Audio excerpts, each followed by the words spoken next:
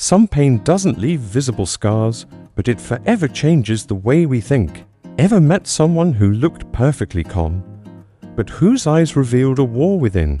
This is not just about surviving suffering, it's about being reborn through it.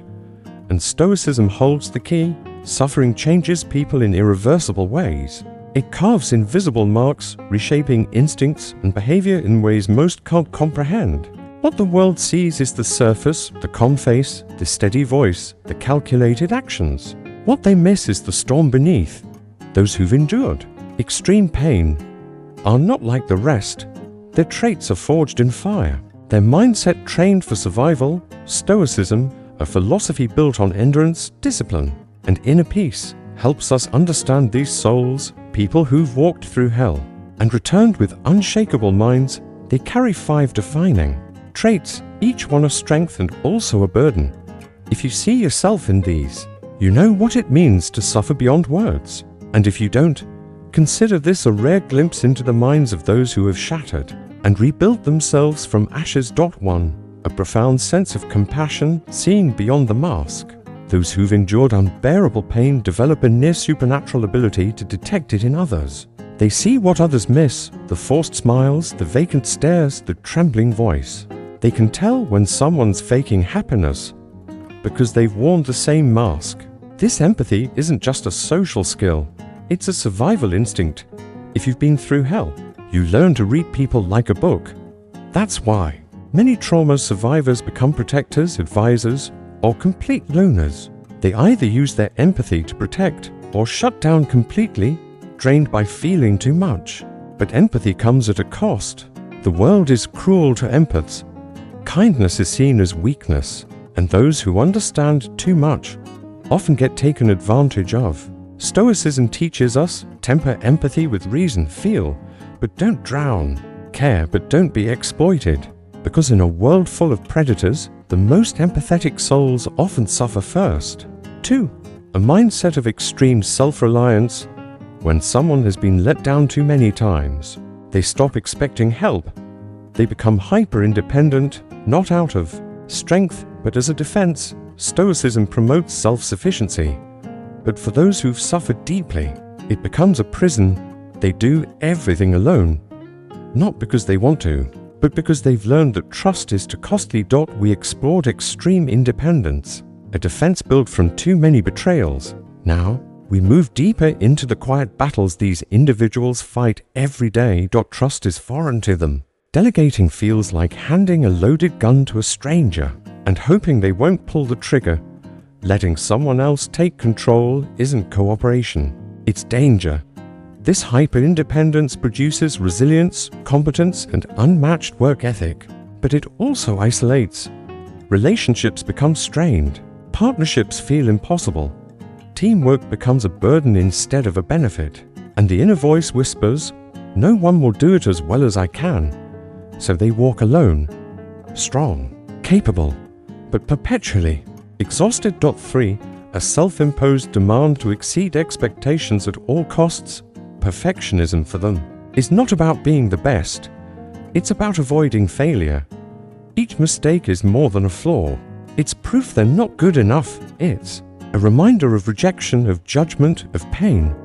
Perfection becomes their shield, a barrier against criticism, against abandonment, against their own fear of being unworthy. Stoicism teaches us that external validation is meaningless, but those who've suffered deeply, they crave it. Even if they act like they don't, they set impossible standards. They don't allow themselves rest, because to rest feels like weakness. Their mind is ruthless, every flaw is magnified, every win is dismissed. No matter how far they go, a voice whispers, "You could have done better." This cycle creates brilliance, but also burns them from the inside. The Stoics remind us, perfection is an illusion. Mastery comes from accepting imperfection. But for the broken soul, perfection isn't ambition, it's survival. 4. A tendency to keep emotions locked away. To be vulnerable is to risk pain. And they've had enough of that. They build walls thick and tall. No one gets in. Not friends, not lovers, sometimes not even themselves. The emotions are there, but they are buried, suffocated under cold control. Because in the past, opening up meant being mocked, ignored, or punished. The world sees them as cold, but inside, they feel everything too much. They've just learned to silence their emotions before they become dangerous. Stoicism teaches emotional control, but for them, it's not wisdom. It's a defense mechanism. It keeps them safe, but it also keeps them alone. Guard yourself too tightly, and no one can hurt you, but no one can truly love you either. We saw how emotional suppression becomes a defense for those who've suffered, but for them, control isn't just emotional, it extends to the world around them. When life throws chaos at you over and over again, control becomes an obsession. People who've endured deep suffering hate uncertainty. They plan obsessively. They micromanage everything. They can't relax unless they're in charge. Why? Because chaos once hurt them badly.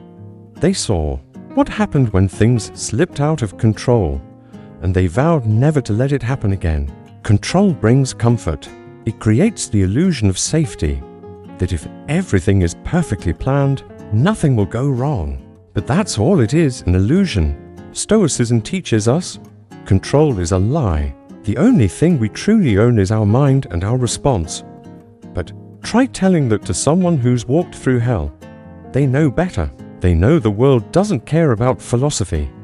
And sometimes, survival means clinging to whatever you can control. But control comes with a cost. It breeds anxiety, stress, and constant fatigue. Those who need control are never truly at peace, because peace demands surrender. And surrender is a luxury they can't afford. The Stoic path forward traits we've explored: deep empathy, hyper-independence, perfectionism, emotional suppression, and obsession with control. These are both armor and burden. They are the scars carved by suffering, lessons branded into the soul. They are what kept you standing when the world tried to crush you. They made you sharp, resilient, aware, but they also made you heavy. The same walls that block out pain also block out love. The same vigilance that protects can also imprison. Stoicism teaches that true strength lies in balance, to feel without falling apart, to be independent without isolating, to strive without self-destruction, to guard yourself without becoming a fortress, to control what matters and release what doesn't. It's not about being emotionless, it's about mastering your emotions, letting them exist, but not rule you. It's not about rejecting connection. It's about choosing connection that aligns with your values, not the ones that drain you. For those who've suffered deeply, the hardest truth is this: you don't have to keep suffering. Pain was your teacher, but it doesn't have to be your identity. Yes, the world gave you every reason to harden, but strength isn't just about endurance. Strength is knowing when to put the weight down. Pain made you who you are, but it doesn't have to decide who you become. Healing begins when you decide that your past no longer controls your future. The Stoic path isn't about forgetting your suffering. It's about transcending it, about using what you've learned to build something better, something lighter. The scars stay, but they don't define your path. The mind that once braced for war can learn to rest. The heart that once feared vulnerability can learn to open, not blindly, but wisely. The Stoic isn't invulnerable. They're unshakable, not because they feel nothing, but because they've learned to stand tall, no matter what comes. Thank you for watching. If this video spoke to you, don't forget to like and subscribe. We'll keep walking this path together toward peace, strength, and true inner freedom.